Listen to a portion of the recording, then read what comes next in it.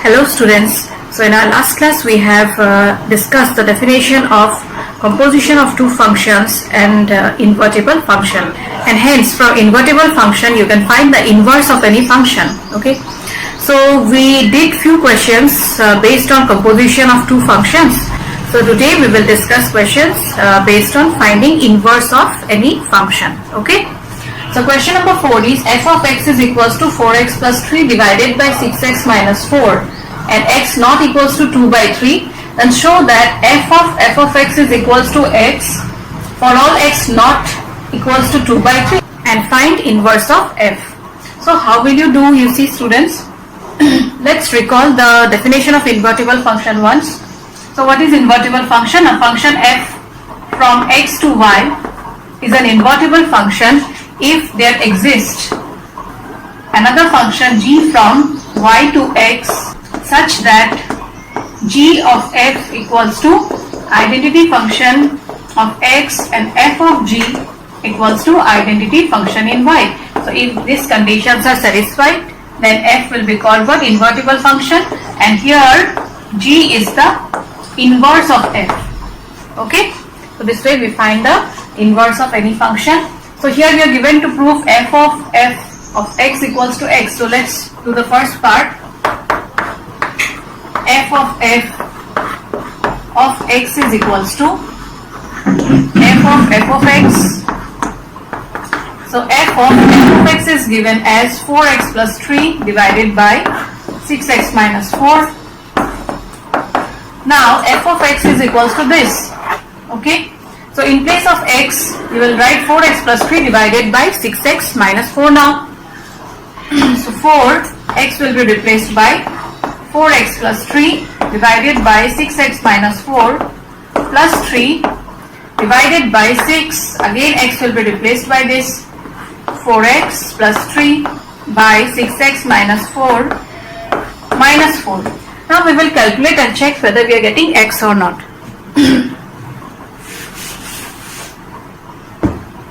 So after simplification you will get 16x plus 12 plus 3 into 6x, that is 18x, minus 12 divided by 24x plus 18 minus 24x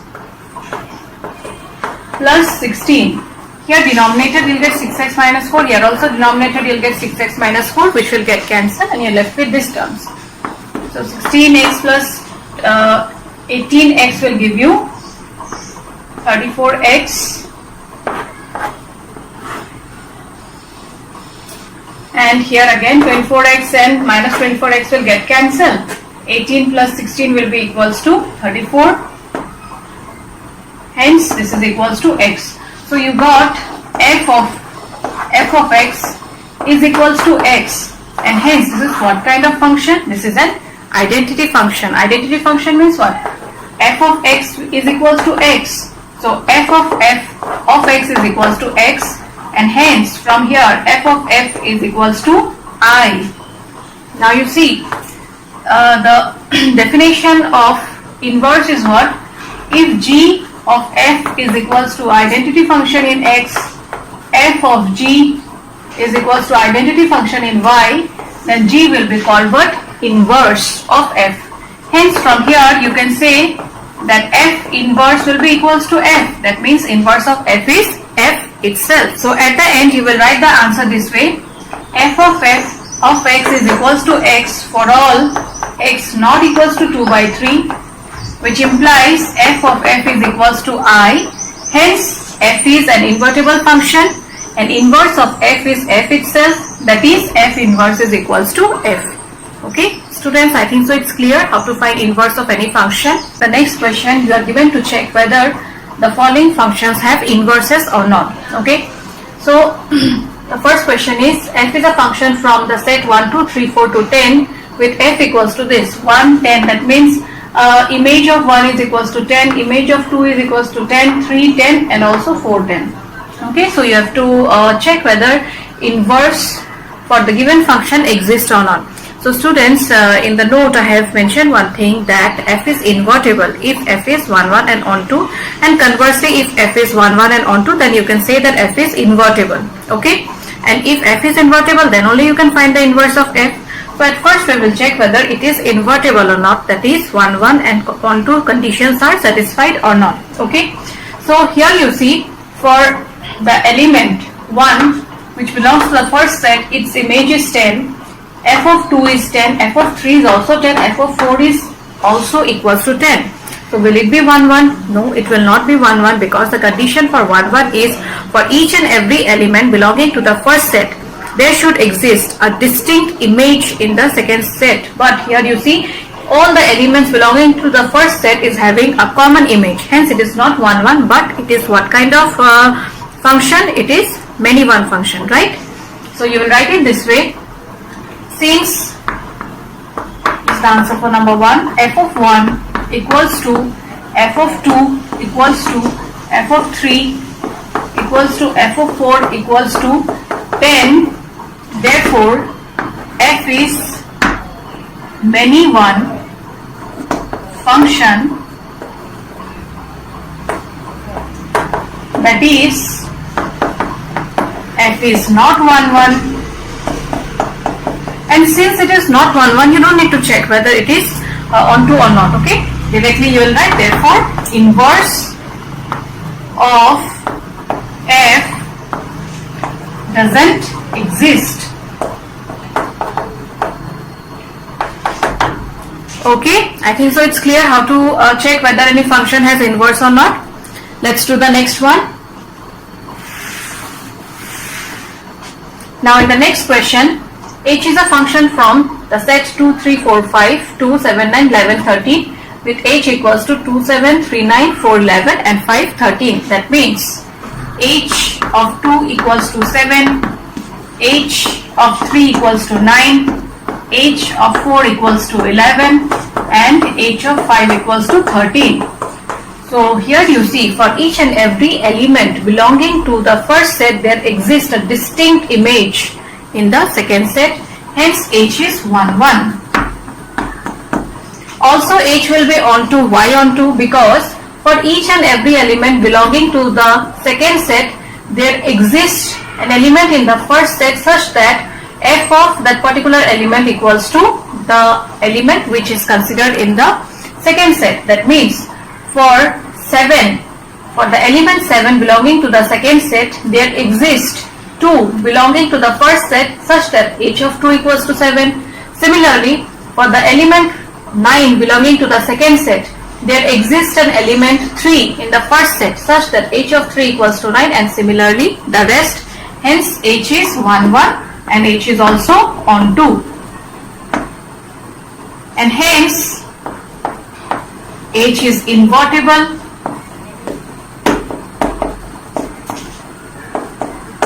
Therefore, inverse of h exists. So one more question of such kind is given. You try that also, and if you are unable to do, then you share with me. So students, in the previous question we have just checked whether inverse of any function exists or not. Okay. Now for a given function, if inverse exists, what will be its value, that we are going to discuss. Okay. So here you are given to show that a function f from close interval -1, 1 to r given by f of x equals to this, where x is not equals to -2, because if x is equals to -2, then the function will be undefined, is 1 1. So you have to check whether this function is 1 1 or not. Finally, you are given to find the inverse of f from close interval -1 1 to range of f. So let's do it now. So the first part is you have to show this function to be 1 1. Okay. So let x1 comma x2 belongs to the domain set such that f of x1 is equals to f of x2. So f of x1 will be equals to x1 divided by x1 plus 2, and f of x2 will be equals to x2 divided by x2 plus 2. Now cross multiply it. So x1 x2 plus 2x1 is equals to x1 x2 plus 2x2. So this will get cancelled. 2 will also get cancelled. Hence you will get x1 equals to x2. So we have assumed the images to be equal, and finally we got the elements to be equal. Okay. Hence f is 1 1. Therefore f is 1 1. So our next step is to check whether it is onto or not. So why we will do that? Because you see one thing, if I can show f to be invertible, then f from -1 1 to range of f will also be invertible. And why we will do that? Because in order to find the inverse of this function, I have to show the function f to be invertible. Now you see one thing, here the codomain set is range of f, okay, and we know range is a subset of codomain, right? So range of f will be a subset of real numbers, and hence if you can show this function to be both 1 1 and onto, then we can directly conclude this function also to be 1 1 and onto, hence invertible, and then only you can find the inverse. Okay, so we will prove this function to be onto also when the function f is defined from -1 1 to the set of real numbers. So let's do the second part now, that is onto.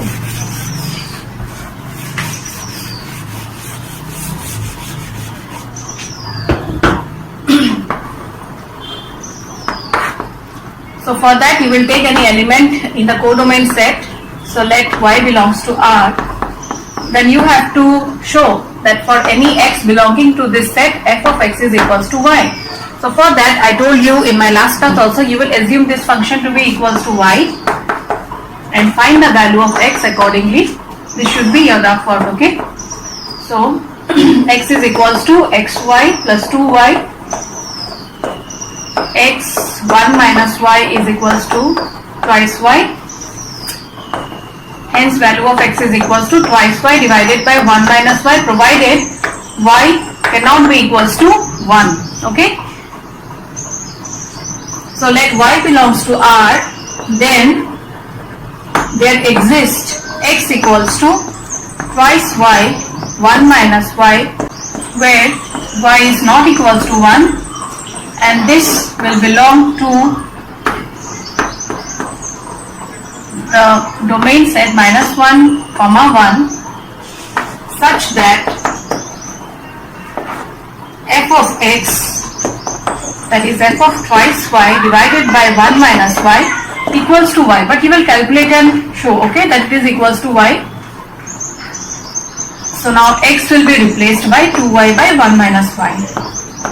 So 2y by 1 minus y divided by 2y by 1 minus y plus 2 will be equals to 2y by 2y plus 2y plus 2 minus 2y. So plus 2y minus 2y will get cancelled, 2 will get cancelled, hence you will get y. So fx is equals to y we got, and hence the function f will be onto. Okay, so you will write it this way, since range f, so range f will be what? It will be a subset of real numbers. So if f from -1 1 to R is 1 1 and onto, then function f from close interval -1 1 to range of f will also be 1 1 and onto. Okay, and hence f from 1 1 to range of f will be invertible. That is inverse, that is f inverse exists. Okay, now you see one thing, if f from close interval -1 1 to range of f is onto, then there will exist some y such that f of x is equals to y, right? And f of x equals to this given here. So y equals to x by x plus 2, and hence from here find the value of y, which we already did.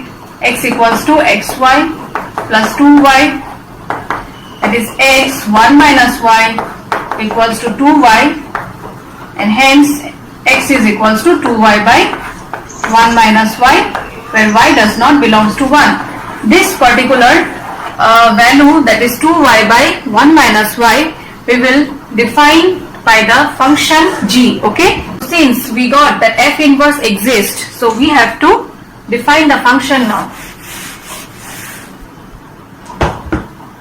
So let g be a function from range f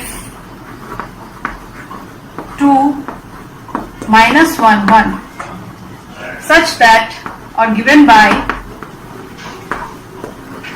g of y equals to this value. You'll write 2y by 1 minus y, such that y does not belongs to 1.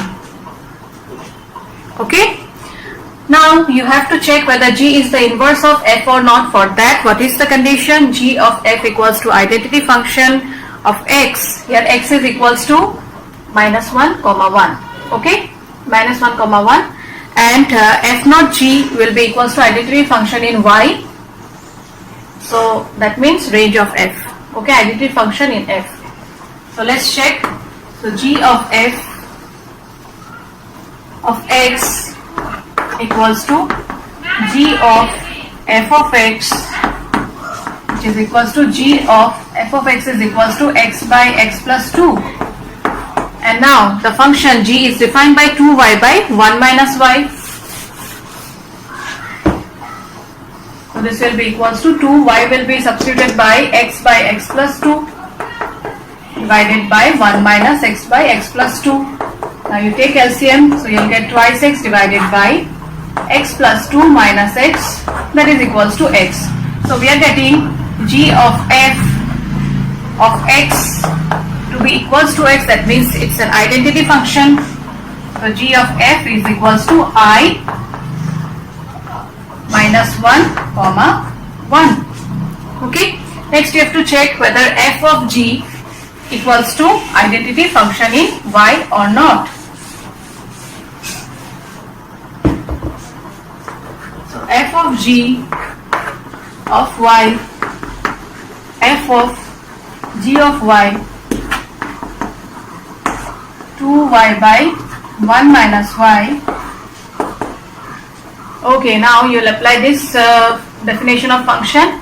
X will be replaced by 2y by 1 minus y. 2y by 1 minus y plus 2. Now take LCM. So you'll get 2y by 2y plus 2 minus 2y. So that is equals to y. So we got f of g of y equals to y, that is f of g is equals to identity function in y, and y equals to how much here? Range of f. So the conditions for inverse is satisfied, and hence you can write inverse of f to be equals to g, where it's a function in y now. So you will write it this way: f inverse y equals to g, y equals to 2y by 1 minus y, where y is not equals to 1. So this is how we find the inverse of any function. I think so it's clear, students. It's a bit lengthy. If you practice few more questions of such kind, then it will be clear. Question number 6, 7, 8 and 9 are of same kind. Okay, you try those also, and if you find any difficulty in finding the answer, you let me know. We shall discuss in our next Zoom class. Okay, now the next question is, let f be a function from x to y be invertible. So f is an invertible function, and hence from here you can conclude that f is 1 1 and on 2. So show that f is unique inverse. Now in the previous questions we have found the inverse, and inverse of any function is unique. That means there cannot be two or more values for inverse. Okay, so you have to show that for the function f there exists unique inverse. So we will prove it by method of contradiction. So suppose f has two inverses. Suppose f has two inverses, G1 and G2. Okay, then for any y belongs to capital Y, f of g of y equals to identity function in y, right? Now here two inverses exist, so f of g1y will be equals to also f of g2y equals to identity function in y, because two inverses are there now, so it has to satisfy this condition. So from here you can conclude this two to be equals to the same.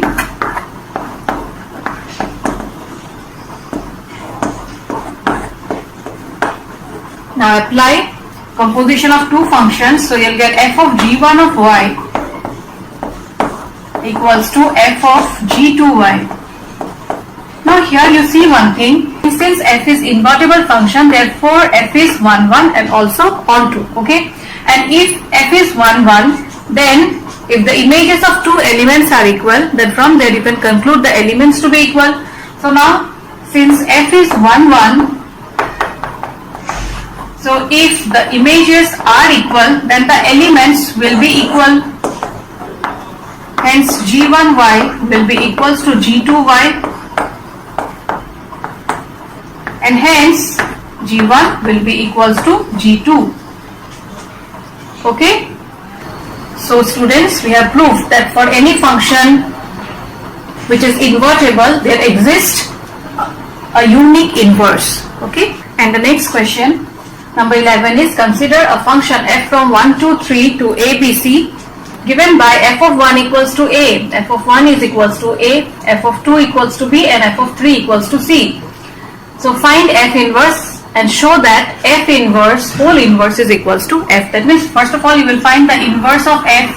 After that, whatever answer you'll get, you'll find the inverse of that function again. Okay? So twice you have to find the inverse, and that value has to be equals to f. You have to prove it. So let's do the first part. So here you see the function will be invertible because for each and every element in the first set there exists an image. Also it will be onto because for any element belonging to the second set, that is the codomain set, there exists an element in the first set such that f of that particular number will be equals to the one which we have chosen in the codomain set. Okay, so let's find f inverse now. So we know f inverse exists if g of f equals to identity function in x, x belongs to the first set, f of g equals to identity function in y, y belongs to the second set. Okay, so here x equals to 1 2 3 and capital Y equals to a, b, c. We have named the set as x and y. Okay, so g of f of x, that means 1, g of f of 2, g of f of 3 equals to identity function in x or not, we will check now. So g of f of 1 equals to g of f of 1 is equals to a here, g of f of 2 is equals to b here, and g of f of 3 equals to g of c. And the values of this, how will you get? So for that we will define a function g from y to x such that g of a is equals to 1, g of b equals to 2, and g of c equals to 3. So 1, 2 and 3 we are getting. Hence these are what identity functions in x. So g of f is equals to identity function in x where x is equals to 1, 2 and 3. Next we have to check whether f of g equals to identity function in y, that is a, b, c or not. If these two conditions are satisfied, then inverse of f will be what? The function g. Let's check now.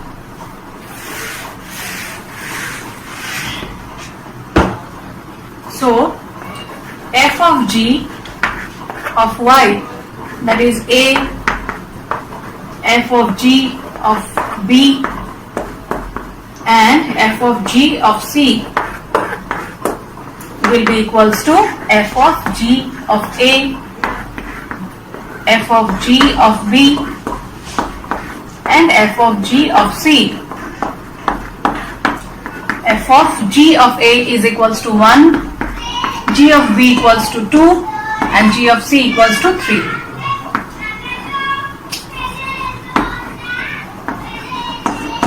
And f of 1 equals to how much? A here. F of 2 equals to b and f of 3 equals to c. So we are getting f of g equals to identity function in y, where y equals to how much? A, b, c. And since both the conditions are satisfied, therefore g is the inverse of f. So this is the answer for the first part. F inverse is equals to g. Next you will find the inverse of this, that is inverse of g. Okay, so for that you will consider another function and again check whether these conditions are satisfied or not. If these conditions are satisfied, then you will get the value of f inverse whole inverse also. And f inverse is equals to how much here? G. Okay, so let us define a function. So let h be the inverse of g.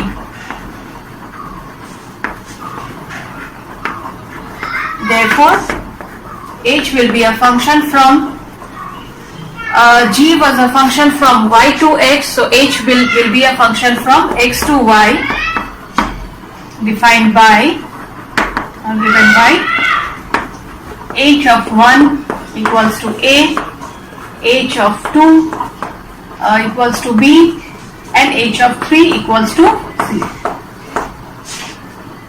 Okay, so here again g of h of g and g of h you have to find separately and check whether you get identity functions in x and y or not. So h of g of y equals to a, b and c, h of g b, h of g c equals to h of g of a, g of a we got it to be equals to 1, h of 1 is a, h of g of b, g of b that was equals to 2, so h of 2 is equals to b, g of c equals to 3 and hence h of 3 is equals to c. So we are getting h of g equals to identity function in y, where y equals to a, b and c. So next you have to check whether g of h of x is equals to identity function in x or not. So g of h of x, g of x, g of h of 2, g of h of 3 equals to g of h of 1, g of h of 2, g of h of 3. So h1, h2, h3 values are given here, substituted. So g of a, b and g of c. And before I wrote the values of GA, GB and GC here. So GA is equals to 3, and not 3, 1, G of B equals to 2, G of C equals to 3. Hence we are getting G of H to be equals to identity function in X, but X is equals to 1, 2 and 3. Now since both the conditions are satisfied, therefore H will be the inverse of G, right? And G, we got it to be equals to F inverse. Hence F inverse whole inverse is equals to H. And what is H? H is a function from X to Y. This is same as the function F defined from X to Y. So H we can replace it by F Hence, f inverse whole inverse is equals to what? The function f. So when you find the inverse of any function and again find the inverse of that, you'll get the first function which we have considered. Okay, so I think so it's clear, all of you. Now the last question of this exercise, that is number 12, is same as the one which we did before, that is question number 11. Only difference is you have proved f inverse whole inverse is equals to f, where the elements of the set x and y were mentioned, but now you have to prove this theoretically. Okay, so it's given that let f from x to y be an invertible function. So we know if a function is invertible, then there exists an inverse. Okay, so given f from x to y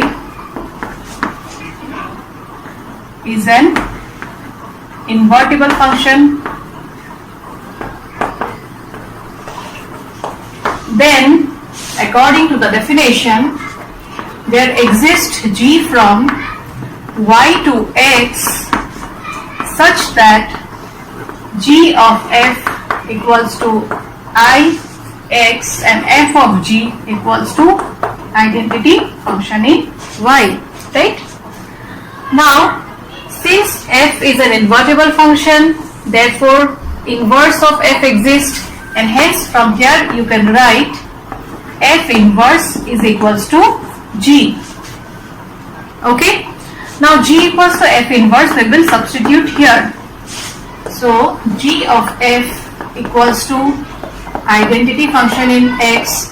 So g is replaced by f inverse now, so f inverse of f is equals to identity function in y, and similarly for this also f of g equals to I y, f of f inverse is equals to identity function in y. Now you see one thing, here we are getting f inverse of f is equals to identity function in x, and f of f inverse is equals to identity function in y. That means, which means f inverse is invertible. So now from here we can conclude that the function f inverse is invertible. Why? Because it is satisfying this condition, g naught f equals to identity function in x, f naught g equals to identity function in y. Only thing is g is replaced by what? F inverse. So from here, if you can say f to be invertible, from here we can conclude f inverse to be also invertible, where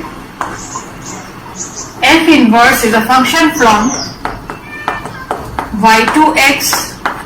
You see, g is equals to f inverse now, so f inverse will be defined from y to x, and hence f is the inverse of f inverse, that is f inverse whole inverse is equals to how much? F. So students, I think so it's clear now how to find inverse of any function. So you practice the remaining questions of the exercise which we haven't discussed in the class, and if you have any difficulty in solving them, then we will discuss in our Zoom class. Okay, so I end today's class. Thank you. Take care.